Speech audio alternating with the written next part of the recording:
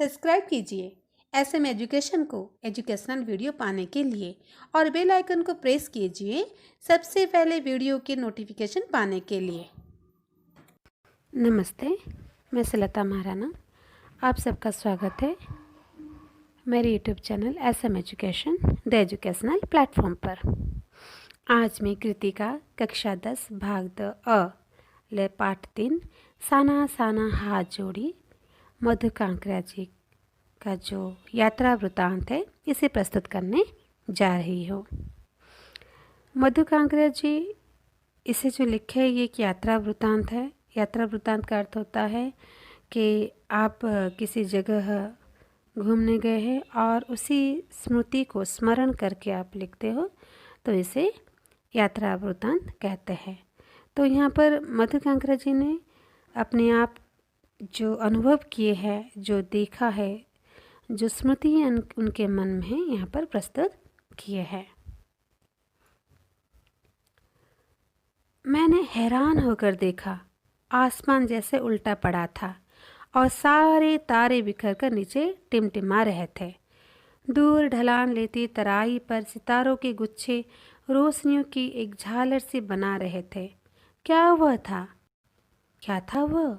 वह रात में जगमगाता गैंगटॉक शहर था। इतिहास और पर्वत वर्णित स्थल पर खड़ा मेहनत कश बादशाहों का वो एक ऐसा शहर था जिसका सब कुछ सुंदर था, सुबह शाम और रात। यानी इतना सुंदर नज़ारा था, ऐसा लग रहा था कि जो आसमान है नीचे धरती पर उल्टा गिरा हुआ है। और मेहनत कश बादशाह का शहर इसीलिए कहा गया कि वो शहर इतना सुंदर था जैसे राजाओं का कोई महल हो या नगर हो। और वहाँ के जो लोग हैं बड़े ही मेहनती होते हैं। और वो रहस्यमय सितारों भरी रात मुझ में सम्मोहन जगा रही थी, कुछ इस कदर कि उन जादू भरे क्षणों में मेरा सब कुछ स्थगित था, अर्थहीन था। मेरी चेतना, मेरा आसपास, मेरे भीतर बाहर सिर्फ शून्य था और थी अतीन्द्रियता में डूबी रोशनी की वो जादुई झालर। यानी इतनी सुंदर दृश्य को देखकर लेखिका मंत्रमुग्ध हो गई, सम्मोहित या काम करने नहीं लगी और उस जादुई झालर पर वो खो गई। धीरे धीरे एक उजास, एक प्रकाश उस शून्य से फूटने लगा।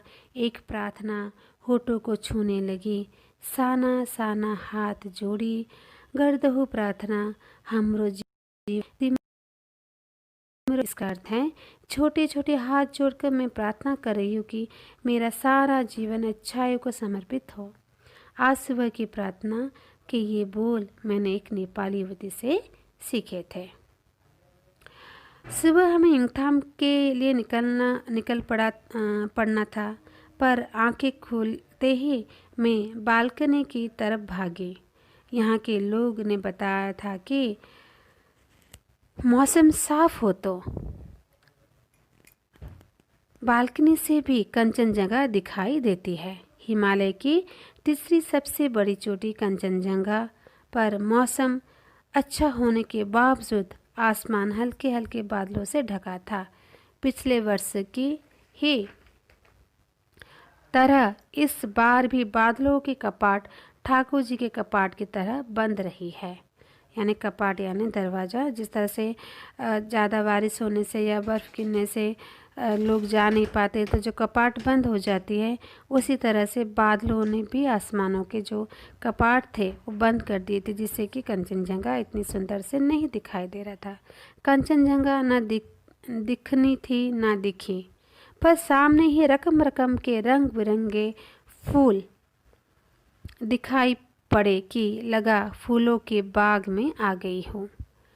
बहरहाल गैंगटॉक से 149 किलोमीटर की दूरी पर युंगथाम था। युंगथाम यानी घाटियाँ। सारे रास्ते हिमालय की गहनतम घाटियाँ और फूलों से लदी वादियाँ मिलेगी आपको। ड्राइवर कम गाइड जितेन नार्गे मुझे बता रहा था। क्या वहाँ बर्फ़ मिलेगी? मैं बचकाने उत्साह से पूछने लगती हूँ। चलिए तो जो नार्गे था, नार्गे जितेन नार्गे, ये लेखिका का ड्राइवर था और गाइड भी था। तो वो उन्हें गाइड करके ले रहा था। जगह जगह गदराए पाइन और धूपी के खूबसूरत नुकीलों का जायजा लेते रास्ते पर आगे बढ़ने लगे कि एक जगह दिखाई दी कि एक कतार में लगी सफ़ेद सफ़ेद बौद्ध पताकाएं किस ध्वज की तरह लहराती शांति और अहिंसा की प्रतीक। ये पताकाएं जिन पर मंत्र लिखे हुए थे। नार्गे ने बताया, ये बुद्ध की बड़ी मान्यता है। यहाँ बुद्ध की बड़ी मान्यता है। जब भी किसी बुद्धिस्ट की मृत्यु होती है तो उसकी आत्मा की शांति के लिए शहर से दूर किसी भी पवित्र स्थान पर 108 श्वेत पताकाएं फहरा दी जाती हैं, यानी श्वेत यानी सफ़ेद। नहीं, इन्हें उतारा नहीं जाता है। ये धीरे धीरे अपने आप ही नष्ट हो जाती है। कई बार किसी नए कार्य की शुरुआत में भी ये पताकाएं लगा दी जाती है, पर वे रंगीन होते हैं। नार्गे बोलता जा रहा था और मेरी नज़र उसकी जीप में लगी दलाई लामा की तस्वीर पर टिकी हुई थी। कई दुकानों पर भी मैंने दलाई लामा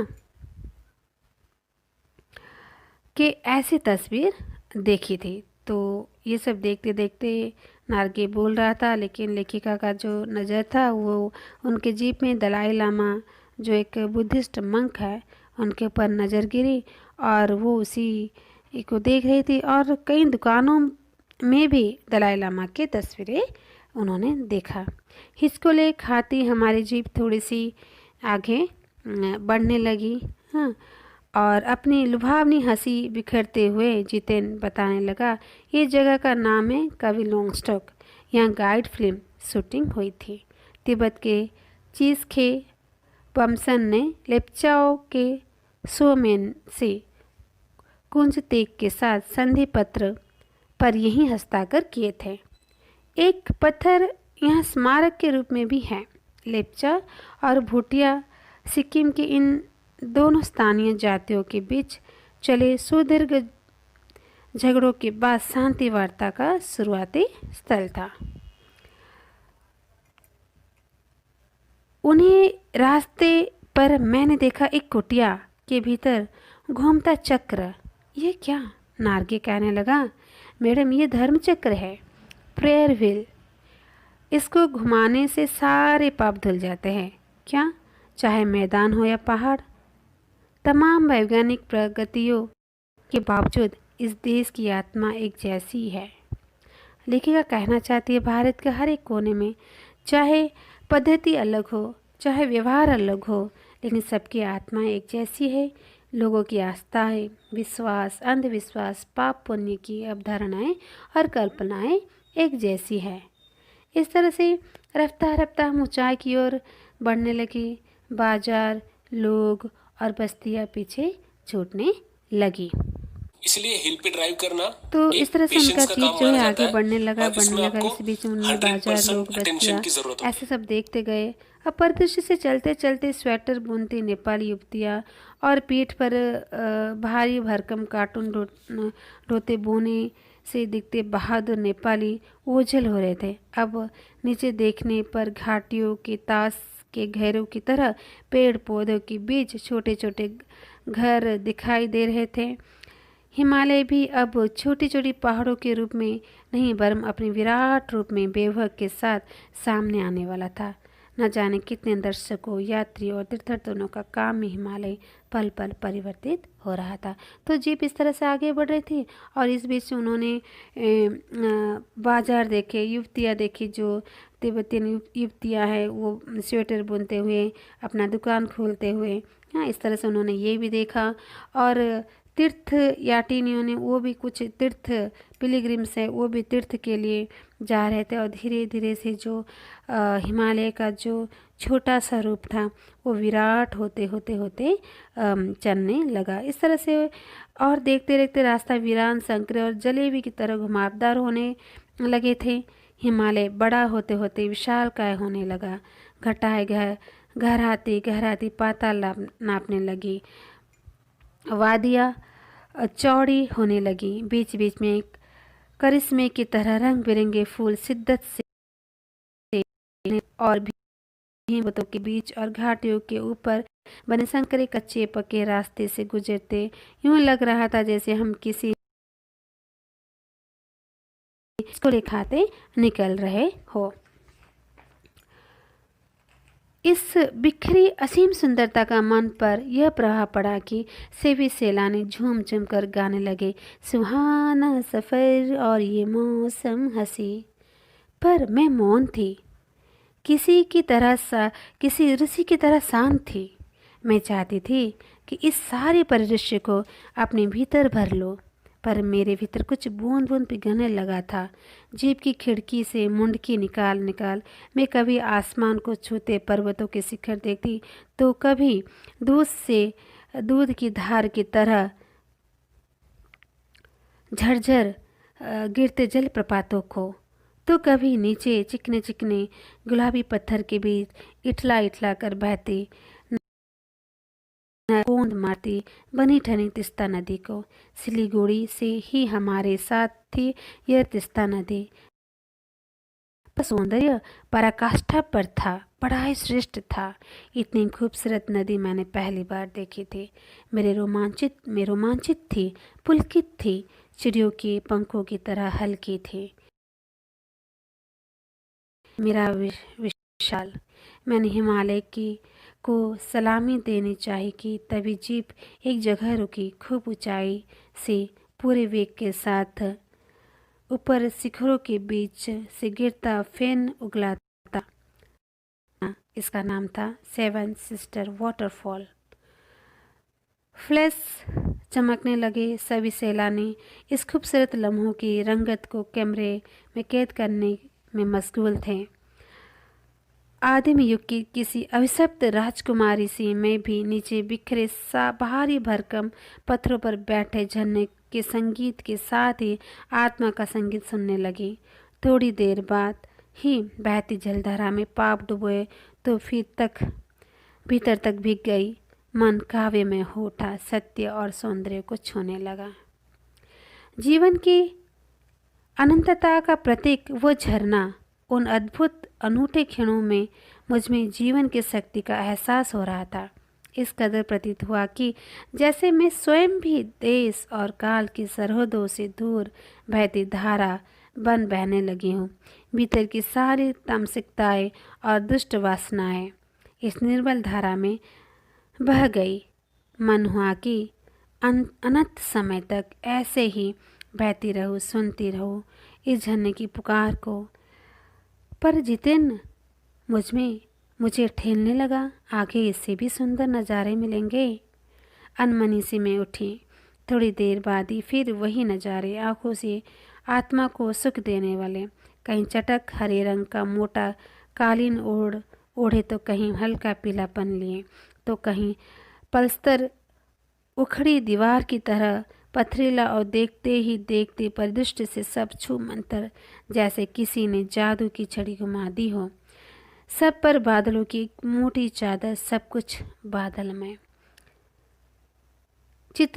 चित्र लिखित सी में माया और छाया के इस अनूठे खेल को भर आंखें सयाने बनाने के लिए जीवन रहस्यों का उद्घाटन करने पर तुली हुई थी। धीरे धीरे धुंध,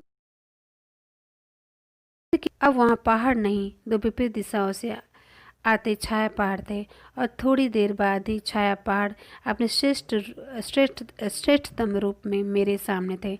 जीप थोड़ी देर के लिए रुकवा दी गई। मैंने गर्दन घुमाई। सब और जैसे जन्नत बिखरी पड़े थे।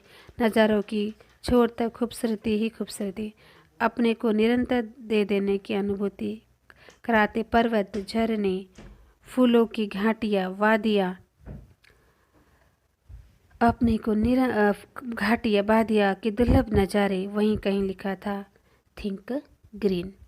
तो ये वादियाँ, फूलों की घाटियाँ, झरने देखते देखते उनकी नज़र पड़ी एक बोर्ड पर जहाँ लिखा था थिंक ग्रीन का अर्थ है हरियाली को बचाना, हरियाली बनाना या पेड़ पौधे लगाना।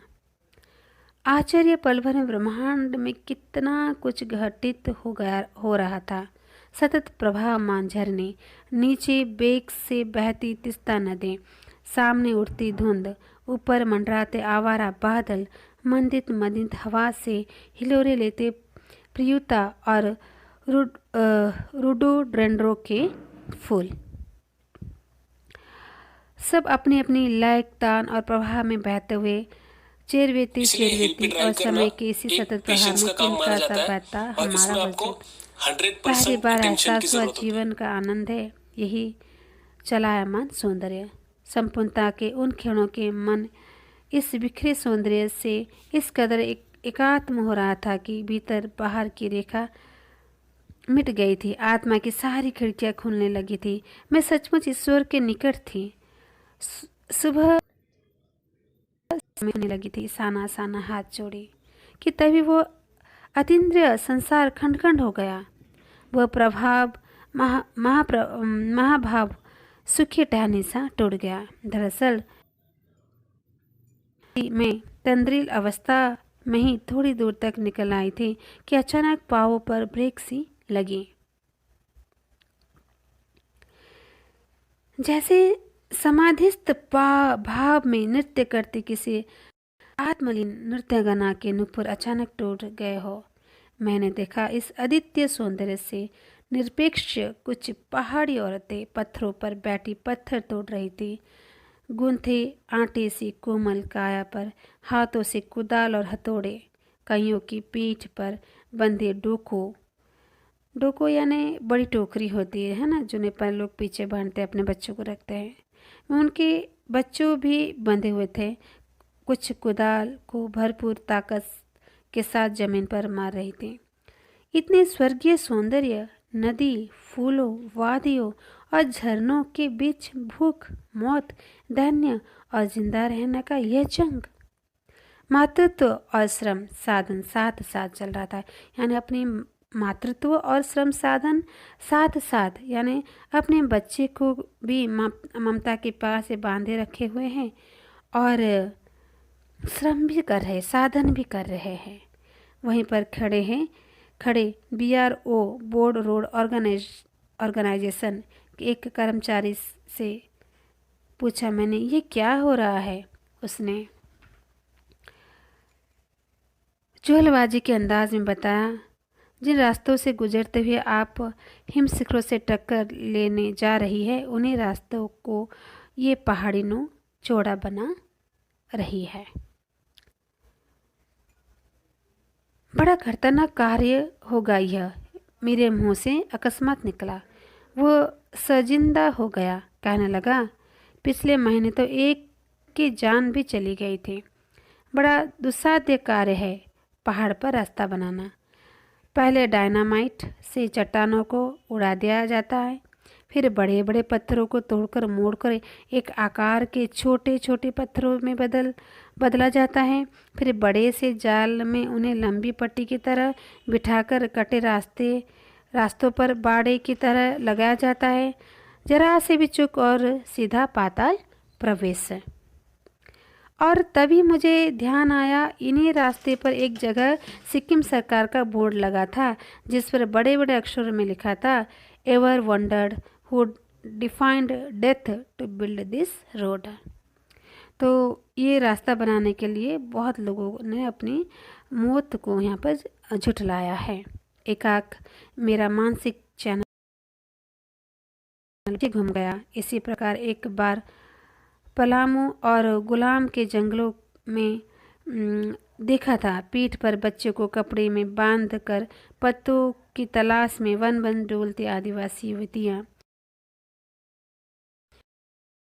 फूले हुए पाव और इन पत्थर तोड़ते पहाड़ियों के हाथ में पड़े ठाठे एक ही कहानी कह रहे थे। आम जिंदगी की कहानी हर जगह एक सी है कि सारी मलाई एक तरफ, सारे आंसू, अभाव, यातना और वंचना एक तरफ। यानी जो धनी होते हैं वो धनी होते जाते हैं और गरीबी एक तरफ होती है। और तभी मेरा सहयात्री मणि और जितन मुझे खोजते खोजते वहाँ तक आ गए थे। मुझे गमगीन देख जितन कहने लगा, मैडम ये मेरे देश की आम जनता है, इन्हें तो आप कहीं भी देख लेगी। आप इन्हें नहीं, पहाड़ों की सुंदरता को देखिए जिसके लिए आप इतने पैसे खर्च करके आई है। तो पहाड़ की सुंदरता को देखो, इनके लिए आपने बहुत खर्च किया है। ये जितन बताने लगा, ये देश की आम जनता ही नहीं, जीवन का प्रति संतुलित भी है। ये वेस्ट एट रिपेइंग है, कितना कम लेकर ये समाज को कितना अधिक वापस लौटा देती है। मन ही मन सोचा मैंने। तो ये वही गरीब मजदूर है जो बहुत सारे काम करते हैं और काम करके अपनी कम कीमत में हमें बहुत सारा लौटाते हैं। ये रास्ता बनाने के लिए अपनी ज़िंदगी को भी वो खो देते हैं। तो ये उनके मन में उन्होंने ऐसा सोचा, दुखमयी हो गई। हम वापस जीप की ओर मुड़ने लगे और मुड़ने लगी, तभी मैंने देखा वे श्रम सुंदरियाँ किसी बात पर इस कदर खिलखिलाकर हंस पड़ी थी कि जीवन लहरा उठा था और वो सारा खंडर ताजमहल बन गया था। तो ये थी सना सना हजोड़े का पार्ट 1। ये तो बड़ा लेसन है, इसलिए पार्ट 2 में बाकी होगा। तो आप इसे ज़रूर पढ़िए, बड़ा ही सुंदर वृत्तांत है, यात्रा वृत्तांत है। और इसे पढ़ते ही ऐसा लगता है कि हम भी युमथांग के गैंगटॉक के उसी शहर में हिमालय की वादियों में हैं। तो जल्द ही मैं पार्ट 2 इसका आपको प्रस्तुत करके दूंगी। तो इस वीडियो को आप देखिए, लाइक कीजिए, सब्सक्राइब कीजिए, कमेंट कीजिए। धन्यवाद।